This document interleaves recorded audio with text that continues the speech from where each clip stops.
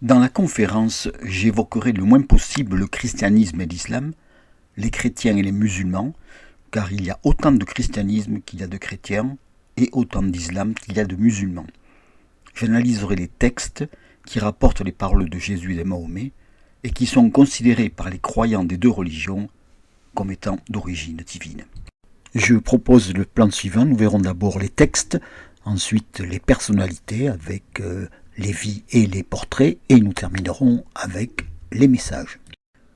En ce qui concerne les textes sur Jésus et Mahomet, nous verrons d'abord leur contenu, ensuite ce qu'en dit la tradition et ce qu'en disent les historiens. Un certain nombre d'écrivains ont vécu du temps de Jésus mais n'en disent rien. C'est le cas de Juste de Tibériade, de Philon d'Alexandrie, de Pline l'Ancien, de Plutarque, de Sénèque. Des auteurs évoquent l'agitation créée à Rome ou dans l'Empire romain par des gens qui se réclament du Christ.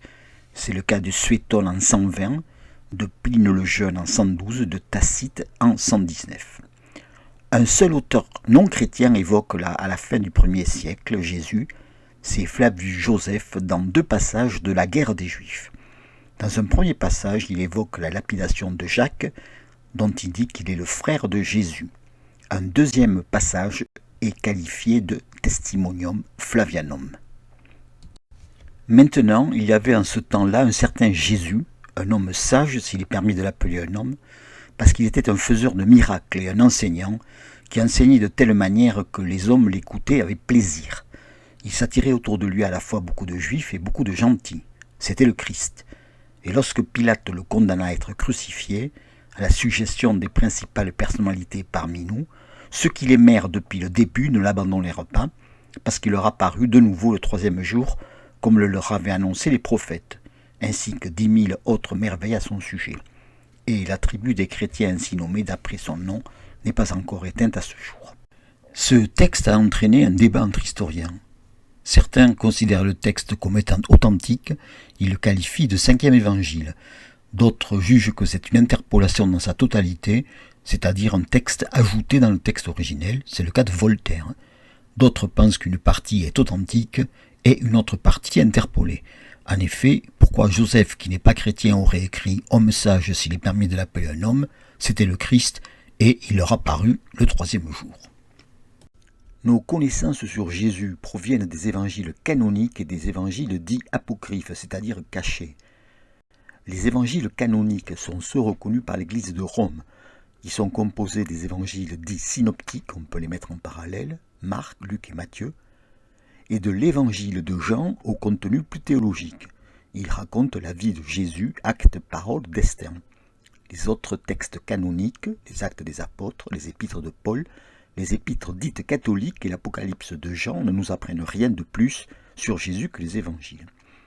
Les évangiles dits apocryphes, Jacques, Nicodème, Thomas, Pierre, Barthélemy, Judas, Marie, Barnabé, évangile de l'enfance, de la vérité, ont été écartés du canon parce qu'ils n'étaient pas conformes à la doctrine de la grande église de Rome. On les connaît par des textes de condamnation et par des découvertes de manuscrits, comme par exemple ceux trouvés à Nag Hammadi, un village égyptien. Ils apportent des éléments de la vie de Jésus qui seront repris dans la tradition chrétienne, vie de Marie, bœuf et âne dans la crèche ou musulmane.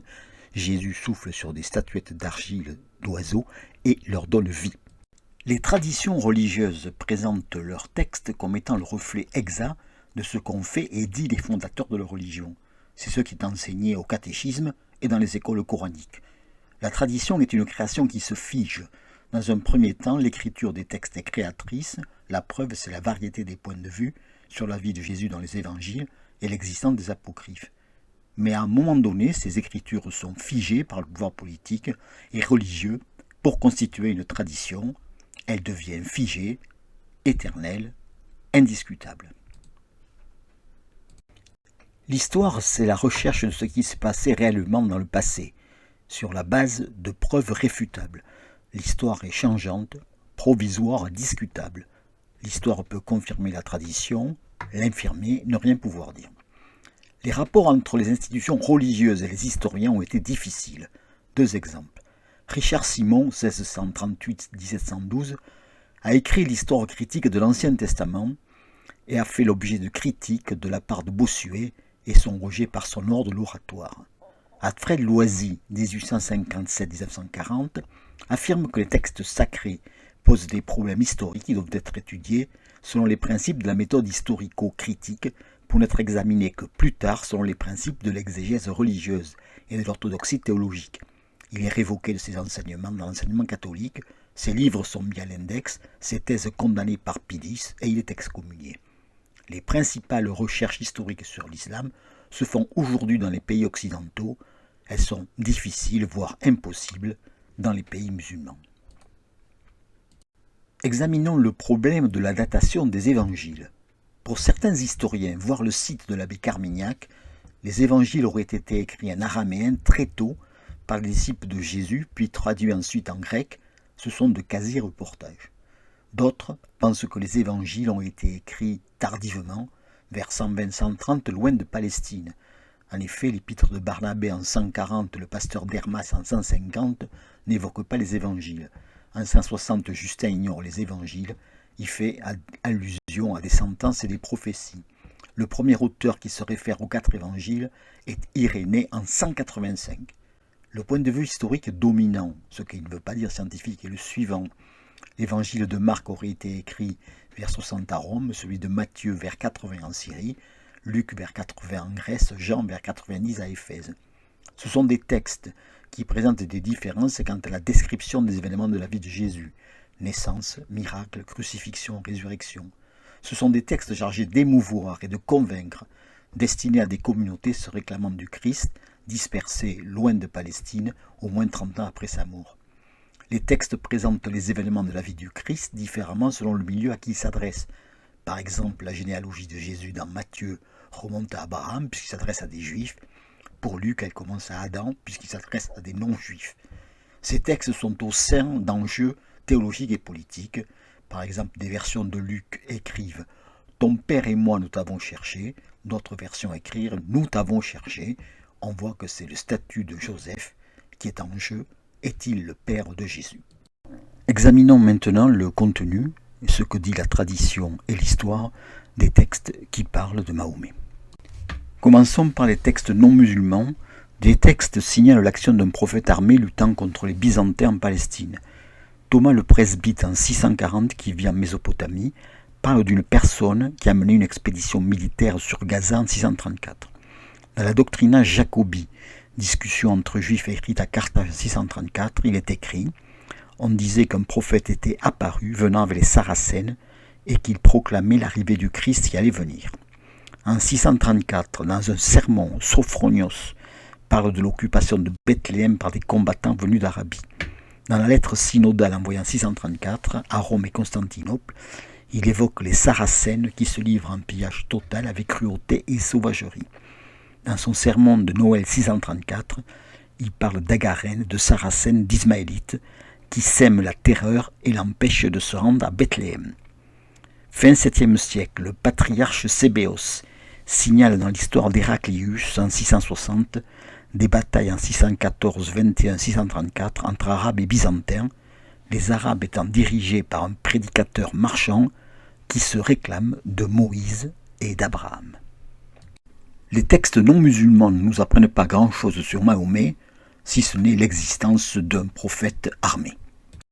Voilà ce qu'on dit dans la tradition musulmane du Coran. Le Coran a été recueilli oralement et par écrit sur des omoplates de chameaux, des peaux, des feuilles de palmier, des tablettes.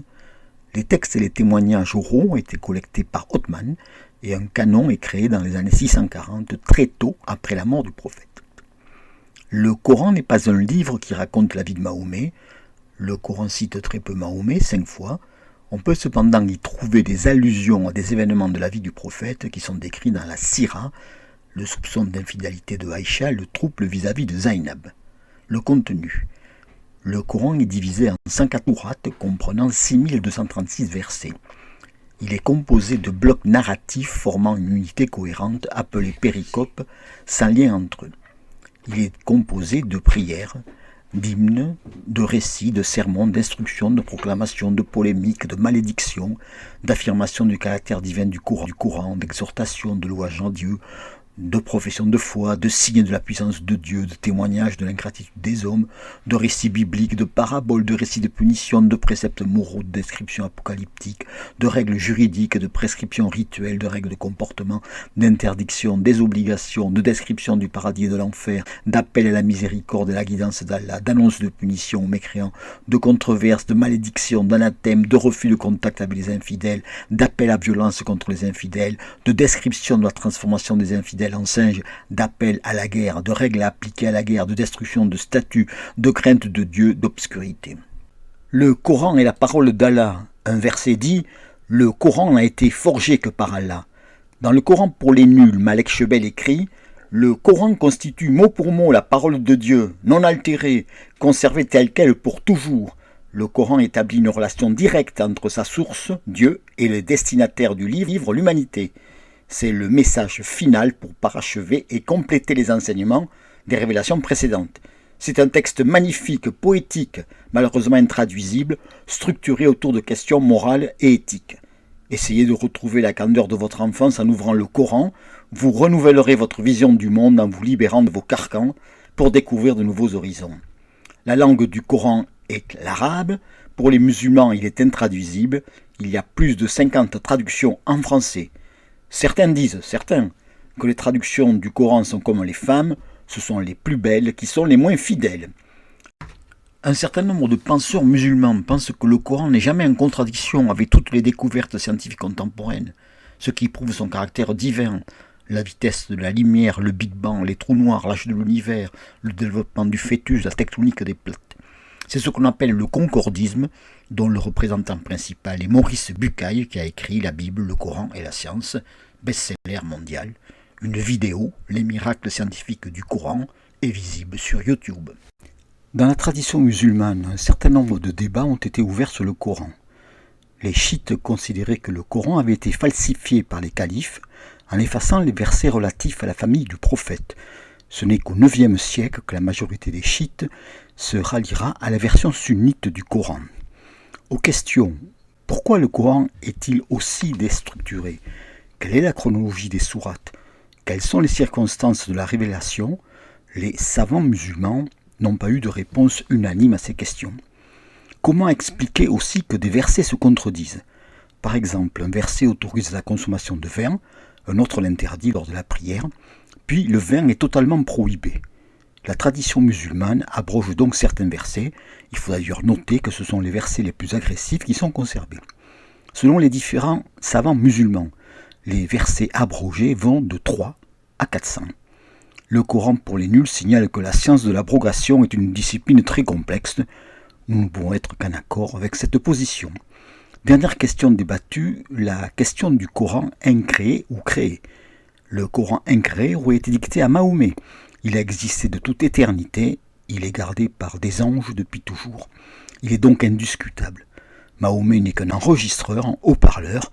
Allah a transmis le Coran comme on transfère un fichier d'ordinateur sur une clé USB. Les Mutazilites ont défendu la thèse du Coran créé, c'est-à-dire avec un rôle actif de Mahomet au IXe siècle, avec le califat de Al-Mamoun. Mais son successeur Al-Mutawatil a défendu la thèse du Coran incréé, qui est devenue aujourd'hui la thèse dominante chez les savants musulmans. Les hadiths sont les paroles et les actions attribuées aux prophètes. On en compte plusieurs milliers. Ils sont classés hadiths authentiques, valables et faibles. Les hadiths sont confirmés par la chaîne des garants sur 2 siècles. X rapporte de Y, Y rapporte de Z. Il y a 6 recueils considérés comme canoniques, mais les plus cités sont ceux de Boukhari et de Muslim. La Sira est l'ensemble des œuvres relatives à la biographie de Mahomet. La plus ancienne biographie de Mahomet est celle écrite par Ibn Ishaq, mort vers 768. Cette biographie ne nous est pas parvenue et nous la connaissons que sous la forme de la version remaniée par Ibn Hisham, mort en 828.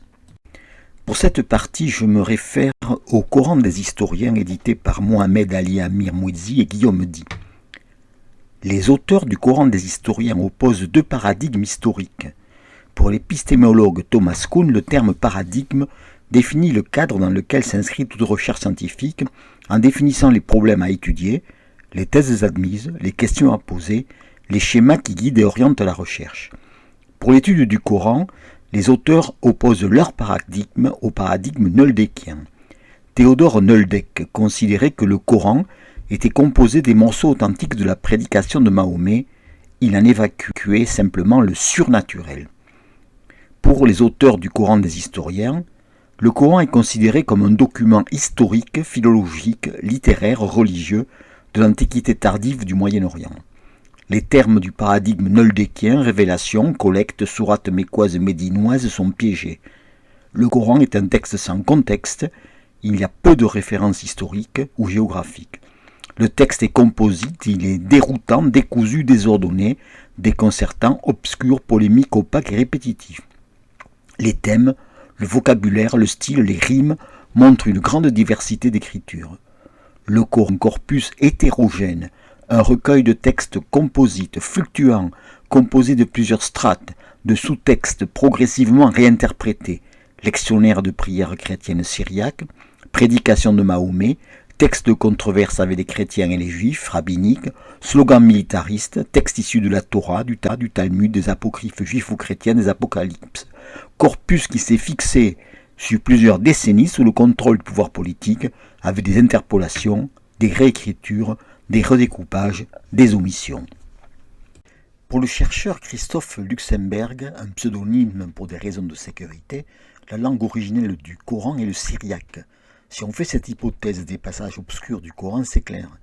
Par exemple, le verset 23 de la sourate 19 écrit à propos de la Vierge Marie, l'ange Gabriel lui dit « Ne t'attriste pas, ton Seigneur a mis au-dessous de toi un ruisseau. » Luxemberg traduit « Ton Seigneur a rendu ton accouchement légitime. » Selon Luxemberg, le Coran est donc pour une partie, à l'origine, un livre liturgique syro-araméen.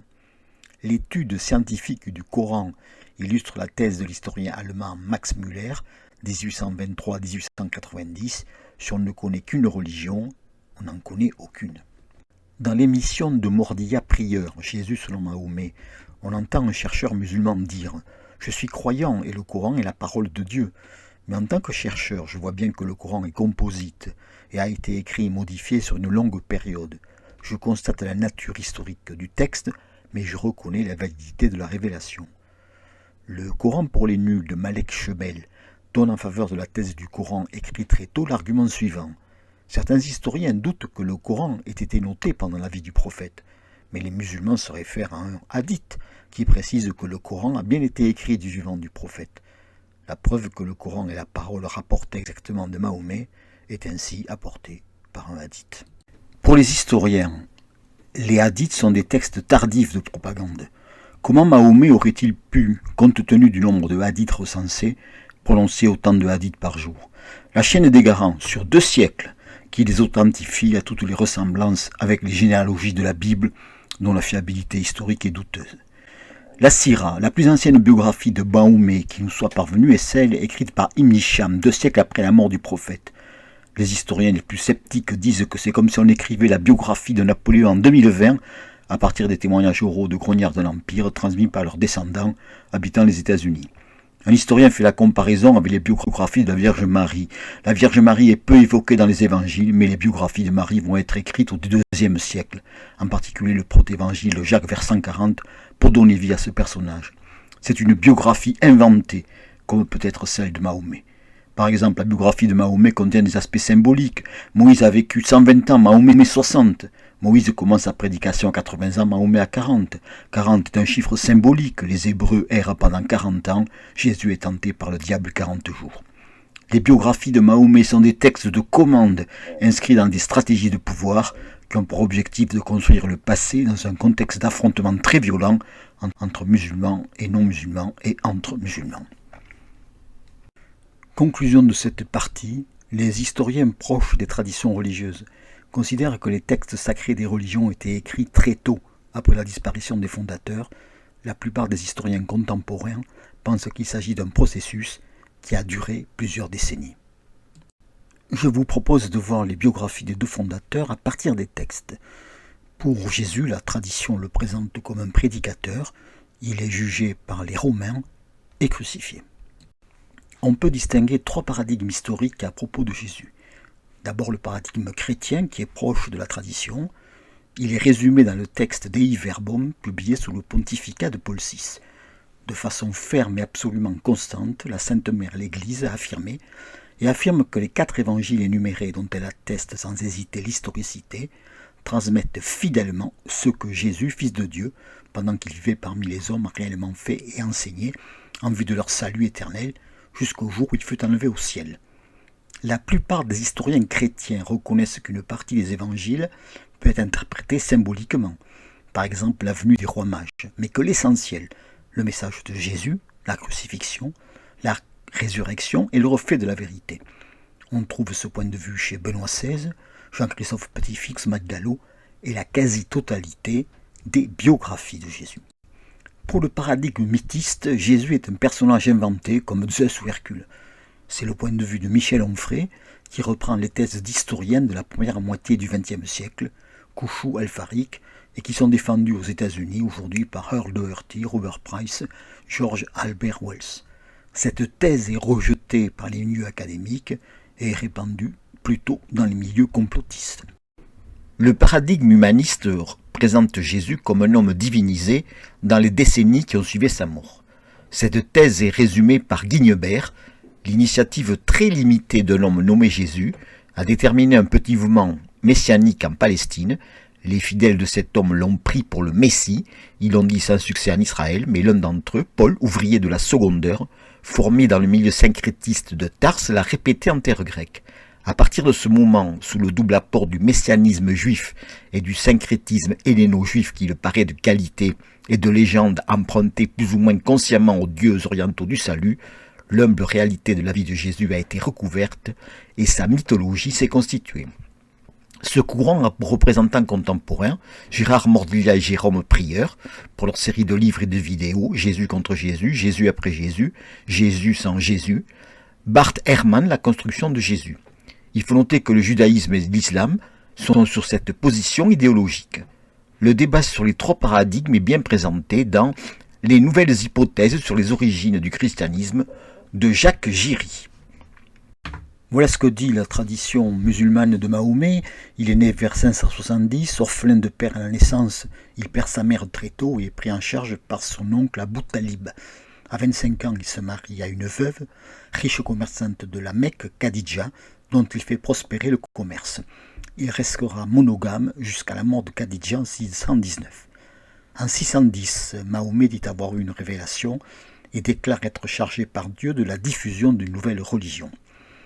De 610 à 622, Mahomet échoue à convertir les Arabes polythéistes de la Mecque. En 622, Mahomet quitte la Mecque pour Médine s'élégir. De 622 à 632, Mahomet impose sa religion par les armes à partir de Médine. En 630, Mahomet prend conscience de l'affaiblissement des Korachites et leur peu de motivation réelle à le combattre. Il prend la Mecque avec son armée. De 630 à 632, il poursuit les batailles pour l'expansion de l'islam et il meurt à Médine en 632. L'existence de Mahomet est attestée tardivement. Son nom apparaît sur une monnaie en 685, sur une dalle en Égypte en 690, au dôme du Roger en 691. Le mot musulman apparaît en 691. Avant ces dates, on ne trouve aucun document sur Mahomet, gravure, épigraphie, pierre tombale, monnaie, manuscrit. La date de la première biographie est celle de Ibn Ishaq, 120 ans après la mort du prophète, mais nous ne la connaissons pas. Elle aurait inspiré, mais on n'a aucune preuve, Ibn Hisham en Irak, 200 ans après la mort du prophète. Nous n'avons aucune trace de biographie du prophète pendant 200 ans, et d'un coup, nous connaissons sa vie en détail. Mahomet est peut-être une invention abbasside des années 900. La question de l'existence de la Mecque est même posée. Pour Patricia Crone, il n'y a pas de trace de la Mecque avant le 8e siècle, pas de témoignage sur son existence avant le 7e, les premières cartes datent de 900. Les fouilles archéologiques ne découvrent pas de monuments, de maisons, de squelettes, alors qu'on en trouve à Pétra, à Jérusalem. Il n'y a pas de traces d'oasis, d'agriculture, d'élevage. La géographie coranique ne fait pas allusion au monde du désert, au sable, au vent chaud, au désert, mais à des pays verdoyants, des prairies, du blé, des grenadiers, des vignes, des produits de la mer. Le script du premier Coran correspond à l'écriture de la zone syro-palestinienne nord-arabique. La vie de Mahomet se serait donc plutôt déroulée en Syrie-Palestine. L'historien se trouve face à des documents, des restes archéologiques comme devant un puzzle. L'hypothèse historique la plus plausible pour reconstituer le puzzle de l'origine de l'islam me semble être celle d'Édouard-Marie Gallet, le Messie et son prophète en 2005, vulgarisé sur le site internet Le Grand Secret de l'Islam par Odon Lafontaine. Édouard-Marie Gallet envisage l'hypothèse historique suivante: Mahomet est un chef de guerre de tribus arabes rallié au projet nazaréen. La tradition décrit l'Arabie comme misérable, ignorante, isolée, archaïque et polythéiste. Les historiens décrivent des royaumes puissants, des sociétés urbaines développées, des réseaux commerciaux, une architecture de qualité, des techniques perfectionnées en ce qui concerne la gestion de l'eau. L'Arabie est un carrefour de traditions religieuses de l'Antiquité tardive, une mosaïque de croyances et de pratiques témoignant de la présence de monothéisme chrétien, juif et nazaréen. Voyons les preuves de l'influence nazaréenne sur l'islam. On a des témoignages de la présence au nord de la Syrie de la tribu de Mahomet. Or, on trouve des témoignages archéologiques et des toponymes nazaréens au nord de la Syrie. On trouve des ressemblances théologiques entre le nazaréisme et l'islam. Les nazaréens sont des juifs qui considèrent Jésus comme le Messie. Pour eux, le Christ est un prophète, mais il n'est pas Dieu. Jésus n'a pas été crucifié, il est appelé Isha, ils refusent la Trinité et qualifient les chrétiens d'associateurs. Ils font référence à un seul évangile, l'évangile des Hébreux. Ils pratiquent la circoncision, la polygamie limitée à 4 épouses, la prière vers Jérusalem. Le vin est interdit sur terre mais autorisé au paradis. Le vocabulaire, les proverbes, les récits, les légendes, les rituels, les tabous, les polémiques, les diatribes se retrouvent dans le Coran.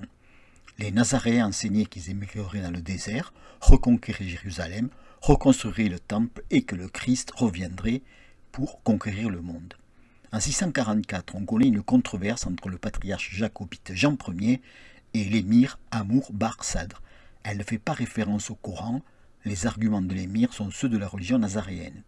Renan disait du christianisme que c'était un essénisme qui avait réussi, on pourrait dire que l'islam est un nazaréisme qui a réussi. En 638, le successeur de Mahomet, Omar, prend Jérusalem. Alfred-Louis de Prémar, dans les fondations de l'islam entre écriture et histoire, cite des textes de Jean Moschos, d'Anastase le Sinaïte, du pseudo-Sébéos, de Sophronios, de Jacques d'Édesse, qui évoquent la reconstruction du temple à Jérusalem. Les Nazaréens invoquent la figure du Messie et appellent son retour, mais le Messie ne revient pas. Déçus, se considérant comme ayant été trompés, les Arabes se retournent contre les Nazaréens. Les Arabes ont conquis un immense territoire, une partie de l'Empire byzantin, la Perse, et dominent des populations chrétiennes, juives et zoroastriennes. Des guerres civiles se déroulent entre successeurs de Mahomet. La création d'une nouvelle religion propre aux Arabes dominants est une nécessité. C'est le rôle que joue Abd al-Malik, 685-705, qui décide que la langue de l'Empire est l'arabe et ressuscite un Mahomet prophète. Les controverses avec les autres religions, les conflits entre musulmans, entraînent un travail sur les textes attribués à Mahomet. Abd al-Malik peut être ainsi considéré comme le Constantin de l'islam. On peut reprendre pour l'islam la formule d'Alfred Loisy à propos du christianisme. Jésus a annoncé le royaume et c'est l'Église qui est venue. Mahomet a annoncé la fin des temps et c'est l'islam qui est venu. Il est difficile de savoir qui ont été réellement Jésus et Mahomet. Nous en avons des représentations construites sur plusieurs décennies. Je propose de faire le portrait des deux personnages à partir des textes. D'abord leur aspect physique. Nous n'avons aucune description du physique de Jésus dans les évangiles. Par contre, Mahomet l'a vu lors de son voyage nocturne. Il dit d'après Boukhari, « J'ai vu Jésus qui était de taille moyenne, avec un visage rouge, comme s'il sortait d'une salle de bain. » Quant à Mahomet, son aspect physique est décrit abondamment, par exemple dans Tabari. Il était de taille moyenne, ni très grand ni très petit. Son teint était d'un blanc rosé, ses yeux étaient noirs, ses cheveux épais, brillants et beaux. Sa barbe qui entourait tout son visage était bien fournie, les cheveux de sa tête étaient longs et lui allaient jusqu'aux épaules. Ils étaient noirs, son cou était très blanc. Il avait des plantes des pieds et des mains bien proportionnelles, ni trop fortes ni trop faibles. Il avait dans le visage tant de douceur qu'une fois en sa présence, on ne pouvait pas le quitter. Si on avait faim, on était rassasié en le regardant et l'on ne songeait plus à la nourriture. Son nez était droit, ses dents écartées. Tantôt il laissait tomber ses cheveux naturellement, tantôt il les portait noués, ensemble, en 2 ou 4 boucles. Al-Hassan m'a dit « Je suis un homme poilu », je lui ai répondu « le prophète était plus poli que toi. Je n'ai jamais touché une soie plus douce que la paume du prophète, et je n'ai jamais senti un parfum aussi bon que la sueur du prophète. Que disent-ils de même dans les textes? Jésus se qualifie de fils de l'homme, de Messie, de fils de Dieu. Mahomet, d'après Abou Ouedra, il a dit « Je veux distinguer entre les prophètes par 6 faveurs qu'Allah m'avait accordées. J'ai le don de la parole, exhaustive quoique brève. J'ai reçu la victoire grâce à l'effroi jeté dans les cœurs de mes ennemis. Le butin m'a été rendu licite. Toute la terre m'a été offerte comme moyen de purification et un lieu de prière. J'ai été envoyé à l'humanité entière. Enfin, je suis le dernier des prophètes. » En tout cas, signalons que Mahomet était un sacré négociateur. Lors de son voyage à Jérusalem, Mahomet monte au ciel sur la jument à tête de femme et à queue de paon, Burak. Voilà ce qu'il dit. Je poursuivis mon ascension où j'entendis le graissement des plumes et Dieu prescrivit alors ma communauté 50 prières par jour. Lors de sa descente, Mahomet rencontre Moïse qui lui recommande d'aller revoir Allah pour alléger le nombre des prières. Après plusieurs allers et retours, Allah accepte 5 prières en déclarant « Elles seront 5, mais elles auront la valeur de 50. » Dieu aurait pu s'adresser directement à chaque être humain, mais il a préféré s'adresser à l'humanité par l'intermédiaire de prophètes. Pour Jésus, Dieu le considère comme son fils. Celui-ci est mon fils bien-aimé, celui qui m'a plu de choisir. Tu es mon fils bien-aimé, il m'a plu de te choisir. Il lui donne le pouvoir de faire des miracles. Mahomet, Allah lui vient en aide. Pour échapper à ses poursuivants qui veulent le tuer, il se réfugie dans une grotte. Allah installe des toiles d'araignée pour faire croire qu'il n'y a personne dans la grotte. À la bataille de Badr, une légion de 5000 anges dirigés par Gabriel et Michel vient le soutenir. Les hadiths rapportent un certain nombre de miracles réalisés par Mahomet, rallongement des jours, envoi de pluie et de lumière. Lors de la révélation, Mahomet s'est demandé si celui qui lui parlait était un ange ou un démon. Khadija, sa première épouse, lui a proposé un subterfuge pour répondre à la question. Boukhari raconte « Mahomet voit l'ange Gabriel, Khadija se déshabille, elle est complètement nue, elle ordonne à Mahomet d'en faire autant. Puis elle lui demande de la prendre dans ses bras. Khadija demande « Tu vois toujours l'ange ?» « Non, répond Mahomet. Khadija se rhabille et dit « Celui qui te parle est l'ange, ce n'est pas le démon serait resté, mais l'ange qui est pudique s'en est allé. » Ils sont tous les deux rejetés. Jésus est décrit par ses ennemis comme glouton et ivrogne, ami des publicains et des pécheurs. Il est en conflit avec sa famille. Mahomet est décrit comme un menteur, un fou, un sorcier, un espion, un traître. Il est qualifié de cruel, orgueilleux, possédé par les djinns, châtré. Le Mahomet mécois est méprisé, persécuté, rejeté, menacé, victime de tentatives d'assassinat, chassé à coups de pierre. Ils sont tous les deux charismatiques et autoritaires. Jésus est exigeant pour ses disciples. Il dit « Qui aime son père ou sa mère plus que moi n'est pas digne de moi ». Un disciple qui lui dit « Permets-moi d'aller enterrer mon père », il répond « Suis-moi et laisse les morts enterrer les morts ». Mahomet possédait lui aussi un charisme exceptionnel pour recruter petit à petit des disciples. Ils sont tous les deux pauvres. Jésus est sans domicile. Le Fils de l'homme n'a pas où reposer la tête. Il fait l'éloge de la pauvreté. Gardez-vous bien de toute cupidité. Vous ne pouvez servir Dieu et l'argent.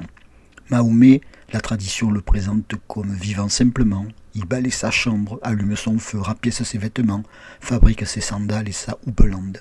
Il ne mange que des dattes, du pain d'orge et du miel. Il dort à même le sol. On ne trouve pas d'éloge de la pauvreté dans le Coran et les hadiths. Il faut noter qu'avant la révélation, Mahomet était un commerçant caravanier, c'est-à-dire un businessman de l'époque. Jésus a une culture exclusivement juive. Comment le définir par rapport au courant du judaïsme de l'époque? Il n'est pas sadducéen puisqu'il ne collabore pas avec les Romains. Il critique les pharisiens. Il n'est pas zélote puisqu'il ne préconise pas l'utilisation de la violence contre les Romains. On peut à la rigueur le considérer comme baptiste puisqu'il se fait baptiser par Saint Jean-Baptiste. Renan dit que le christianisme était un essénisme qui avait réussi. Beaucoup d'idées esséniennes se retrouvent en effet dans le christianisme. L'idée d'un Messie souffrant est mise à mort à cause de nos iniquités, différente du Messie glorieux venant rétablir le royaume d'Israël, l'annonce de la bonne nouvelle, la résurrection des morts, la condamnation du commerce, la pauvreté comme vertu, l'égalité homme-femme, l'absence d'esclavage, le vœu de célibat, le pacifisme. Quant à Mahomet, il s'inscrit dans la culture arabe de l'époque, marquée par des croyances traditionnelles, par exemple l'existence des djinns et les monothéismes. L'attitude de Jésus vis-à-vis du judaïsme semble contradictoire. Il dit « Le ciel et la terre passeront plus facilement que ne tombera de la loi une seule virgule ». Et en même temps, il remet en cause le repos du Shabbat, le divorce et les règles de nourriture. Jésus prêche pour un renouveau de la religion juive. On ne trouve aucune référence à la création d'une nouvelle religion. L'Église de Rome a reconnu les textes du judaïsme comme sacrés, contrairement à ce que prêchait Marcion, qui voulait une coupure entre christianisme et judaïsme, mais en les interprétant comme annonçant la venue du Christ. Elle a aussi fait porter la responsabilité de la mort de Jésus sur les Juifs. Ceux-ci seront donc discriminés dans le monde chrétien. Le Coran fait allusion à une éducation religieuse reçue par Mahomet. Nous savons que les infidèles disent « ce n'est qu'un être humain qui l'instruit », mais la langue de celui auquel il pense est une langue barbare, alors que celle du Coran est une langue arabe claire. La Sira raconte quand Waraka mourut, l'inspiration divine fit une pause pour le moment. Mahomet a donc été probablement religieusement initié par un non-arabe. L'historien Fred Donner fait l'hypothèse que la communauté religieuse originale de Mahomet était une communauté religieuse monothéiste, abrahamique, dirigée par lui avec des chrétiens, des juifs qui croyaient à l'imminence des derniers jours. Il pensait rallier à sa nouvelle religion les juifs, ce qui ne fut pas le cas, d'où des tensions de plus en plus grandes aboutissant à une guerre ouverte. Mahomet reprochait aux juifs de se prévaloir d'être le seul peuple élu par Dieu. Il reconnaissait les prophètes d'Israël, mais considérait que le peuple juif n'avait pas été juste à l'égard de Dieu. Il réutilise la Bible pour l'intégrer dans l'islam. Par exemple, la Kaaba à la Mecque a été, selon le Coran, construite par Adam, détruite par le déluge et reconstruite par Abraham. Comme dans le judaïsme, il n'y a ni sacrement, ni autel, ni ordination, ni intercession sacerdotale entre l'homme et Dieu. Voltaire a dit « l'islam est un réchauffé de judaïsme ». Ils peuvent être vus comme des prophètes apocalypticiens. Jésus annonce la venue du royaume et la fin des temps. En vérité, je vous le dis, il y en est ici présents qui ne goûteront pas la mort avant d'avoir vu le royaume de Dieu venu avec puissance. Parmi ceux qui sont ici, certains ne mourront pas avant de voir le Fils de l'homme venir comme roi. Pour Mahomet, le temps approche où les hommes rendront compte. L'heure arrive. Mon avènement et l'heure sont séparés l'un de l'autre comme ces deux-là, et il montra son index et son médius. Jésus et Mahomet étaient-ils saints d'esprit ? C'est une hypothèse évidemment particulièrement choquante pour les croyants des deux religions. Frédéric Joat, qui est psychiatre et psychanalyste, pose comme diagnostic sur Jésus schizophrénie paranoïde marquée par des croyances bizarres, des idées de grandeur, des hallucinations, de la bipolarité, des conflits avec la société, l'isolement avec les disciples, l'hypertrophie du moi. Il pense que Jésus serait traité aujourd'hui par des neuroleptiques. Quant à Mahomet, son diagnostic est paranoïa, égo enflé, hallucination, délire prophétique, certitude de tout savoir, sentiment de persécution. Pour les juifs rabbiniques, Jésus est né de la prostitution. Il est un imposteur, un faux prophète, un magicien, un manipulateur, un blasphémateur. Pour les chrétiens, il est à la fois homme et Dieu. Pour les adoptionnistes chrétiens et les nazaréens, il est un homme adopté par Dieu. Pour les gnostiques, il n'est que de nature divine. D'autres questions théologiques se sont posées à propos de Jésus. Est-il l'égal de Dieu le Père ? Pour les arianistes, il était Dieu, mais subordonné au Père. Comment analyser le rapport entre sa nature humaine et sa nature divine ? D'où les controverses du catholicisme avec le monophysisme et le nestorianisme. Comment interpréter la crucifixion ? On voit que la théologie chrétienne est plus complexe que la théologie musulmane. Je ne dis pas qu'il n'y a pas de questions théologiques débattues en islam. La nature de Dieu, peut-on lui attribuer des qualificatifs humains ? Quelle est la part de liberté laissée à l'homme ? Mais ils sont secondaires par rapport au débat juridique. Pour les musulmans, Jésus est un prophète destinataire d'un livre, l'Injil, qui n'est pas le Nouveau Testament. Il est né miraculeusement. Adam n'avait ni père ni mère, Ève était sans mère, Jésus est sans père. Il est appelé Issa, il est qualifié de fils de Marie, c'est un nouvel Adam, il est né sous un palmier, il a parlé dès sa naissance pour défendre sa mère de l'accusation de prostitution. Il a fait des miracles qui sont des miracles de puissance, création d'oiseaux en argile à qui il donne vie, il fait descendre une table servie, il fait des guérisons, des résurrections. Il prêche l'unité de Dieu, ne dites pas trois. Il annonce la venue de Mahomet. Il n'a pas été crucifié, soit parce que la vision de la crucifixion était une illusion collective, soit parce que quelqu'un d'autre a été crucifié à sa place, Simon de Cyrène, Judas, une autre personne. Jésus n'est ni mort ni ressuscité, et il reviendra à la fin des temps. On peut présenter Mahomet comme un prophète qui aurait voulu être pacifiste. Georgiou écrit « Mahomet a eu des ennemis qui voulaient l'assassiner, qui ont crucifié ses disciples et qui l'ont attaqué. Il a été obligé de se défendre. » Tabari cite la phrase de Mahomet « La haine ne fut ni dans ma nature ni de mon fait ». Mahomet, dit Georgiou, est obligé d'agir dans le temporel. Dans le temporel, on agit par la diplomatie ou l'épée. Il n'existe pas d'autre méthode dans toute l'histoire. Les musulmans ont donc été obligés de tirer l'épée. Quant à la vision de Mahomet vue par les chrétiens, il est présenté comme hérétique, la 101e hérésie pour Jean Damascène, un imposteur, un faux prophète, un chef de guerre, un assassin, un polygame, en somme la personnification de Satan. Je vous propose maintenant de comparer les messages des deux fondateurs. Nous verrons donc la question de Dieu et Allah, le paradis et l'enfer, les obligations et les interdictions, la politique, la place de la femme, les rapports entre croyants et non-croyants et la question de la violence. Étudions les caractéristiques communes des deux divinités, Dieu et Allah.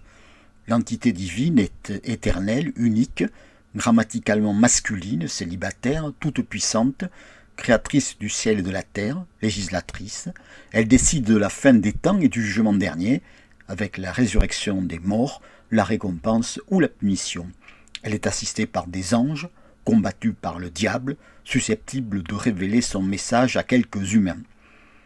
Dieu et Allah sont des pères patriarcaux de l'Antiquité. Ils aiment leurs enfants, à condition que ceux-ci les aiment, leur obéissent et les craignent.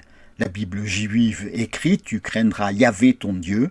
Dans les évangiles, Dieu punit ceux qui n'ont pas respecté les commandements divins. À propos de la ville de Capharnaüm, Jésus dit « Au jour du jugement, le pays de Sodome et de Gomorrhe sera traité moins durement ». La parabole des mines est une métaphore de la sévérité divine. Un homme de haute naissance s'en va dans un pays lointain. Il appelle 10 de ses serviteurs, leur donne 10 mines et leur dit « Faites-les valoir ». Quand il revient, un des serviteurs n'a rien fait. Et il dit « Quant à mes ennemis, ceux qui n'ont pas voulu que je règne sur eux, amenez-les ici et gorgez-les en ma présence. » La crainte d'Allah est un leitmotiv.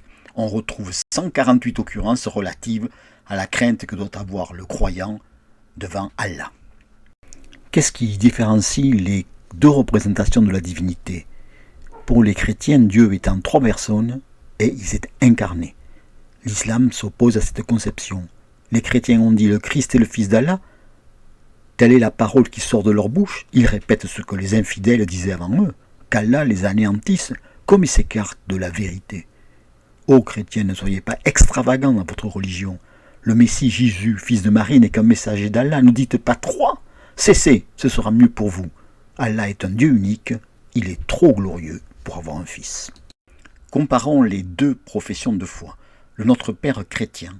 Notre Père qui es aux cieux, que ton nom soit sanctifié, que ton règne vienne, que ta volonté soit faite sur la terre comme au ciel. Donne-nous aujourd'hui notre pain de ce jour, pardonne-nous nos offenses, comme nous pardonnons aussi à ceux qui nous ont offensés. Et ne nous laisse pas entrer en tentation, mais délivre-nous du mal. La Fatiha, au nom d'Allah, le bienfaiteur miséricordieux, louange à Allah, Seigneur des mondes, bienfaiteur miséricordieux, souverain du jour du jugement. C'est toi que nous adorons, toi nous demandons l'aide. Conduis-nous dans la voie droite, la voie de ceux à qui tu as donné tes bienfaits, qui ne sont ni l'objet de ton courroux, ni les égarés. Quelques remarques. Les chrétiens s'adressent à un père, les musulmans à un souverain, Seigneur des mondes. Les chrétiens affirment une liberté, une responsabilité. Pardonne-nous comme nous pardonnons. Les musulmans, une soumission, toi que nous adorons, conduis-nous.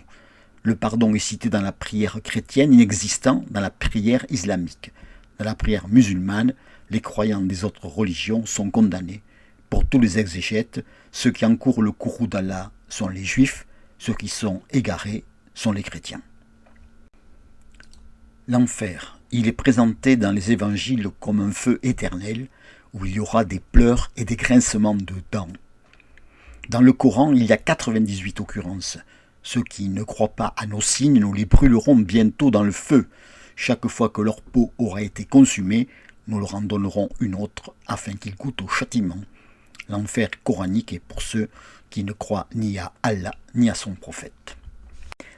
Les évangiles font référence au paradis dans Luc 23. « Aujourd'hui tu seras avec moi au paradis », dit Jésus à l'autre crucifié. Le Coran, lui, est très prolixe. En récompense de vos actions, mangez et buvez en toute sérénité.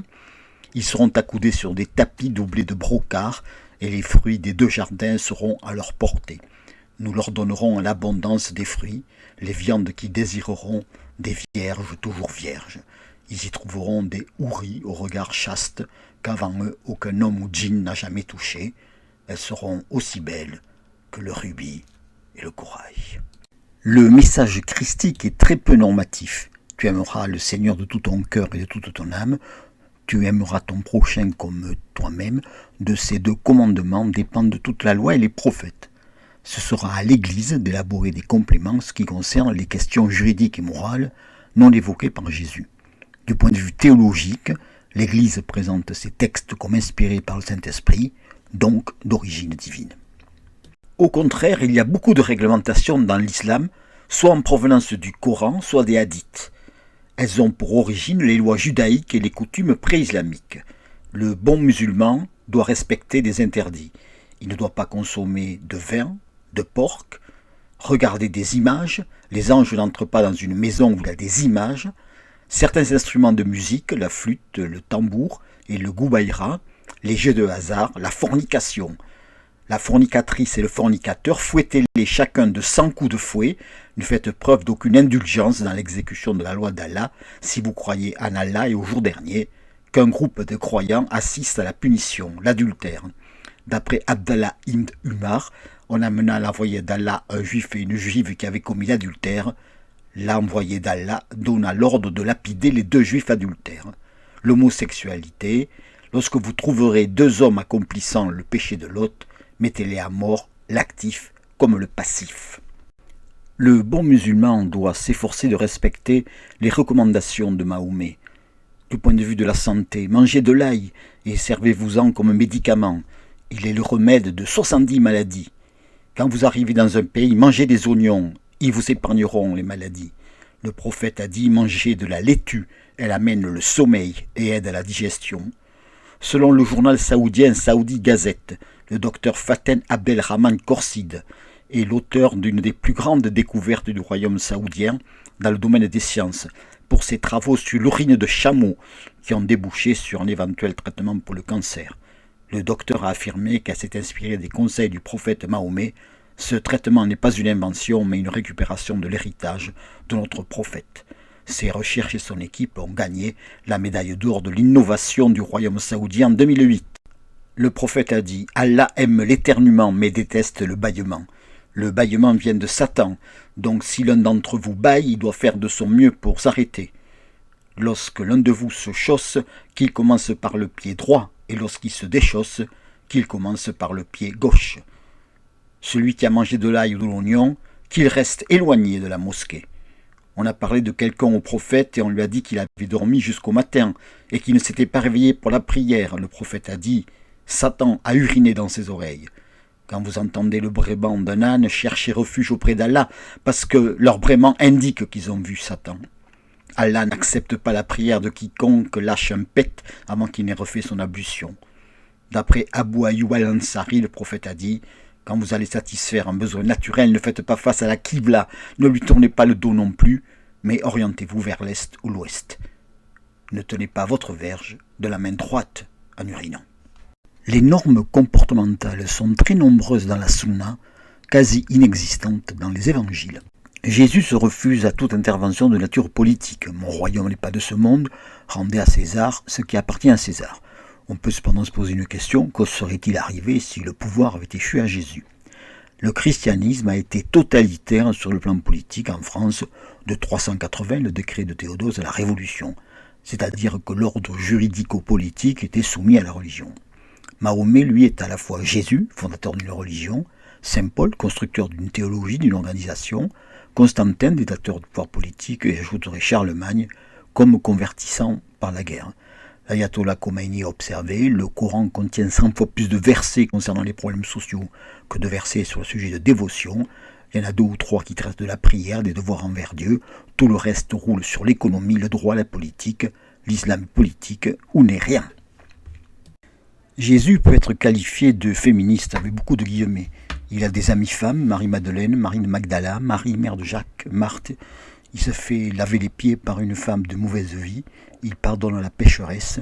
Il accepte de parler à la samaritaine. Il pardonne à la femme adultère. Ce sont des femmes qui annoncent sa résurrection. Il n'y a pas d'affirmation de la supériorité masculine dans les paroles de Jésus. Par contre, on lit chez saint Paul, le chef de tout homme, c'est le Christ, le chef de la femme, c'est l'homme. Les femmes ont été exclues des fonctions ecclésiastiques dans toutes les confessions chrétiennes, à l'exception des hérésies. La tradition présente Mahomet comme un mari adorable. Il fait preuve de bonté, de tempérance et de patience. Il fait même des travaux ménagers, la couture entre autres. Il se marie pour venir en aide aux veuves et aux orphelins ou pour nouer des alliances politiques. Il a eu 13 épouses, 9 veuves et 23 esclaves. La Sira le présente aussi comme un grand amoureux. Le prophète vint à Caïbar. Aussitôt que Dieu lui fait prendre la ville, on lui parla de la beauté dont le mari avait été tué et qui était nouvellement marié. L'envoyé de Dieu l'a choisie pour lui-même et l'emmena. Comme elle se trouvait délivrée de ses menstrues, le prophète consomma son mariage avec elle. Aïcha déclare, le messager d'Allah m'a épousé quand j'avais 6 ans et il m'a admis chez lui quand j'avais 9 ans. Zainab, Mahomet se rendit chez son fils adoptif, Zaïd. Il ne l'y trouva pas, mais il vit sa bru, la belle Zainab, qu'il accueillit en négligé. Il n'entra pas et s'enfuit, troublé. Zaïd, informé de l'incident et soupçonnant l'origine de son émotion, lui proposa de divorcer afin de rendre son époux disponible.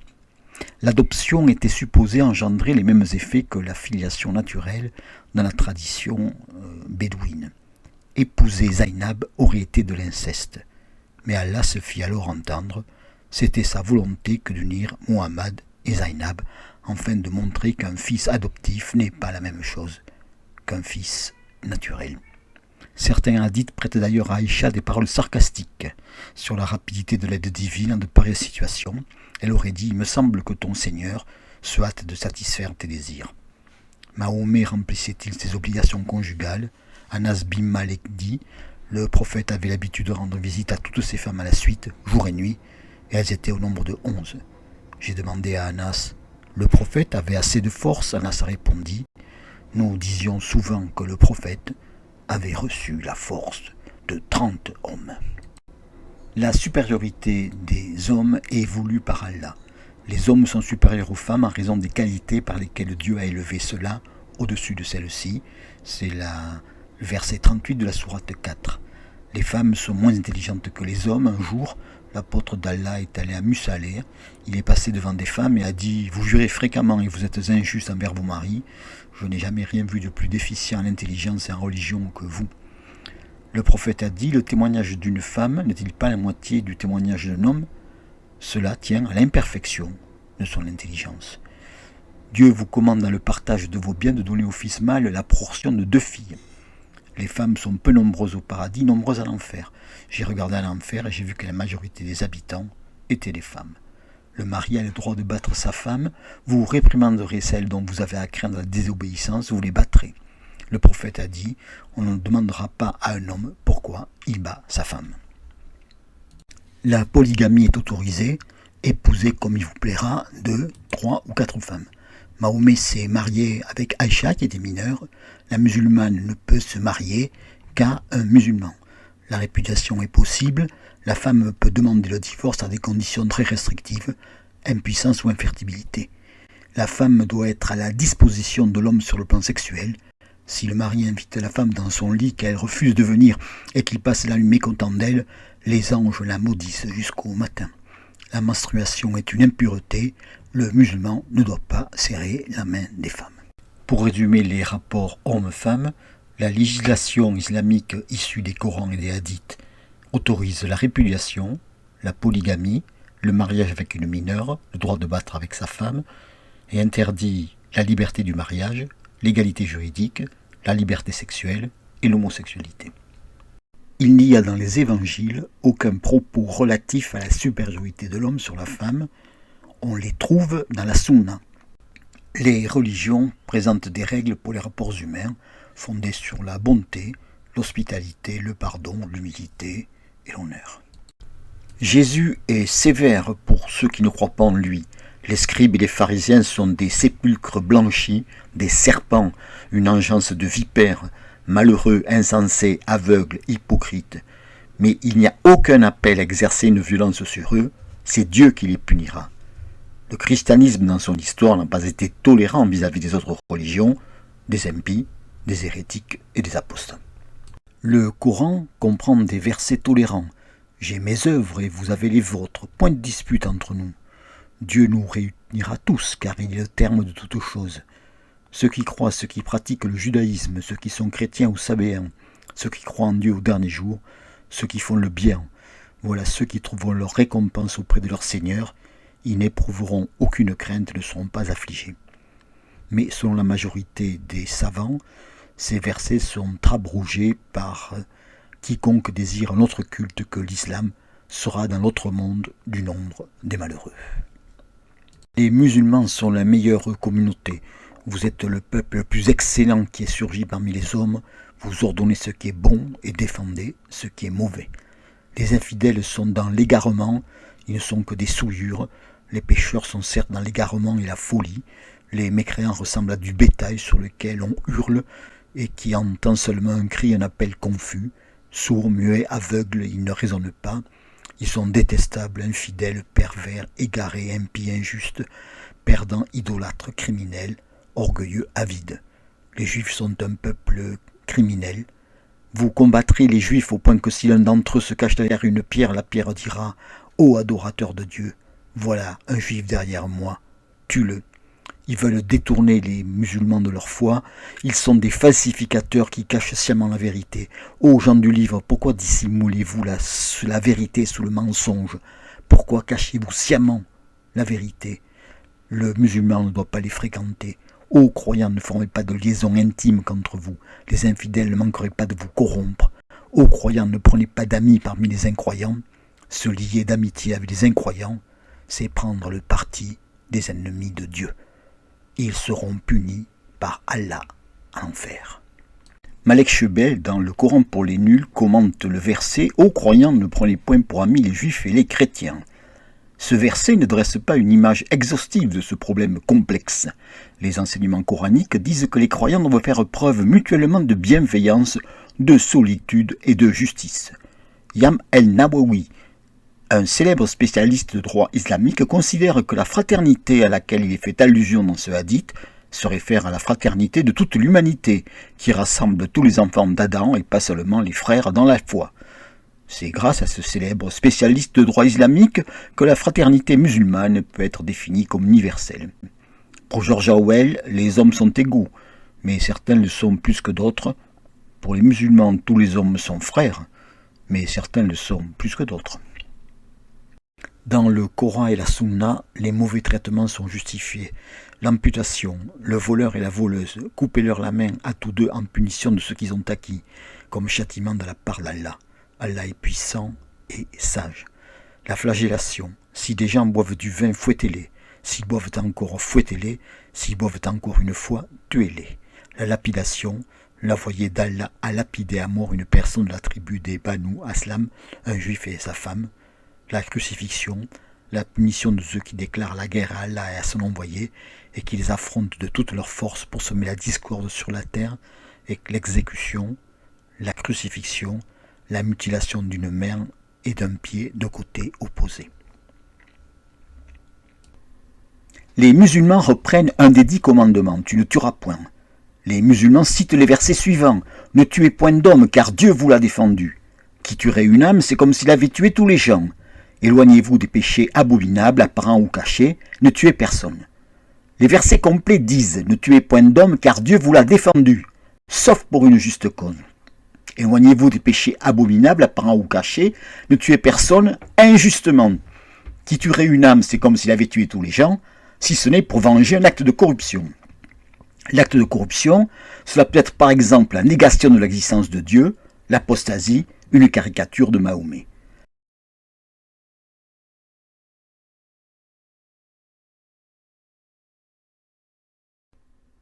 Les musulmans reprennent un des 10 commandements, tu ne tueras point. Les musulmans citent les versets suivants, ne tuez point d'homme car Dieu vous l'a défendu. Qui tuerait une âme, c'est comme s'il avait tué tous les gens. Éloignez-vous des péchés abominables, apparents ou cachés, ne tuez personne. Les versets complets disent, ne tuez point d'homme car Dieu vous l'a défendu, sauf pour une juste cause. Éloignez-vous des péchés abominables, apparents ou cachés, ne tuez personne injustement. Qui tuerait une âme, c'est comme s'il avait tué tous les gens, si ce n'est pour venger un acte de corruption. L'acte de corruption, cela peut être par exemple la négation de l'existence de Dieu, l'apostasie, une caricature de Mahomet. Le fait de tuer l'incroyant se trouve dans la Torah. On lit dans l'Exode. Moïse, portant les tables de la loi avec les 10 commandements, dont le « tu ne tueras point », trouve les Hébreux adorant le veau d'or et proclame que chacun tue son frère, chacun son ami, chacun son parent. Il périt ce jour-là environ 3000 hommes du peuple. Les églises chrétiennes ont aussi tué ceux qu'elles considéraient comme hérétiques. En 391, c'est la décapitation de Priscillien. Il y aura des répressions contre les Vaudois, les Cathares, Giordano Bruno, Michel Servet, le chevalier de la Barre.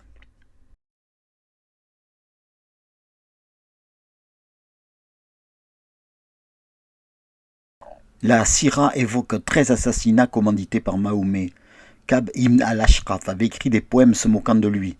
Le prophète dit un jour « Qui se chargera de Ka'b ibn al-Ashraf » Muhammad ibn Maslama lui dit alors « Veux-tu que je le tue ?» Oui, répondit le prophète. Le meurtre du vieillard Abu Afak avait choqué la poétesse Asma bint Marwan, qui composa un poème dénigrant Mahomet. Il envoya de nuit un de ses fidèles, elle dormait, ses enfants autour d'elle, le plus jeune tétait encore. Il écarta l'enfant et transperça la poitrine de la mère. « As-tu assassiné la fille de Marwan » demanda l'apôtre d'Allah. Mahomet participa au massacre des Juifs bénis Croïsa. Mahomet ordonna qu'ils soient tous amenés à l'intérieur de Médine où des tranchées avaient été creusées à l'emplacement du marché. L'apôtre d'Allah s'assit alors avec ses compagnons et ils furent amenés par petits groupes. Leurs têtes furent tranchées. Ils étaient entre 600 et 700. Selon Malek Chebel, dans le Coran pour les nuls, l'islam est une religion d'amour puisque le mot amour paraît 100 fois dans le Coran. En fait, le mot aimer conjugué apparaît presque exclusivement pour dire qu'Allah aime les croyants, les justes, les fidèles, les pieux, ceux qui lui font confiance, que les fidèles doivent l'aimer. Sinon, il est employé dans le sens de souhaiter ou apprécier, les juifs qui aiment bien écouter le mensonge. Il apparaît une seule fois pour désigner l'amour d'une femme pour un homme, et jamais pour évoquer l'amour de l'homme envers son prochain. On peut compter 600 versets consacrés à la guerre aux non-musulmans et aux apostats. Cela ne fait que 10% des versets, mais quand même. Citer quelques passages lénifiants du Coran, en général mécois et abrogés, pour essayer d'en faire oublier les nombreux passages plus que violents, en général médinois et abrogeants, c'est comme essayer de prétendre qu'un terroriste ayant une Kalachnikov chargée en bandoulière est inoffensif parce qu'il a aussi un porte-clés et un paquet de cigarettes dans la poche. Quelques versets du Coran sont tolérants à l'égard des juifs et des chrétiens, mais ils sont moins nombreux que ceux justifiant le mépris et la violence que les musulmans peuvent exercer sur eux. Ces versets sont-ils appris et récités aujourd'hui dans les mosquées en France ? Comment sont considérés les instituteurs, les professeurs, les médecins, les pompiers, les infirmiers, les policiers, les gardiens de prison, les juges, par ceux qui ont appris ces versets relatifs aux infidèles ? Le mépris, la haine, la violence peuvent trouver une justification divine dans une lecture littérale du Coran et des hadiths. Pour répondre aux reproches du contenu violent des versets et des hadiths, les musulmans évoquent la violence de la Bible juive et du Nouveau Testament. La Bible est violente comme le sont l'Iliade et la chanson de Roland. La violence dans la Torah est contextualisée. C'est à un moment donné, dans des circonstances données contre tel ou tel peuple qu'elle est utilisée. Le Deutéronome dit « Les peuples qui habitent la terre sainte sont voués à la mort parce qu'occupant la terre sainte. » Les textes suivants sont avancés pour montrer le caractère de violence de Jésus. La parabole des mines dont nous avons déjà parlé se termine par « Quant à mes ennemis, ceux qui n'ont pas voulu que je règne sur eux, c'est eux qui m'ont persécuté. » Ceux qui amenez-les ici et égorgez-les en ma présence. Mais ce texte est une métaphore de la punition de Dieu pour ceux qui ne lui ont pas obéi.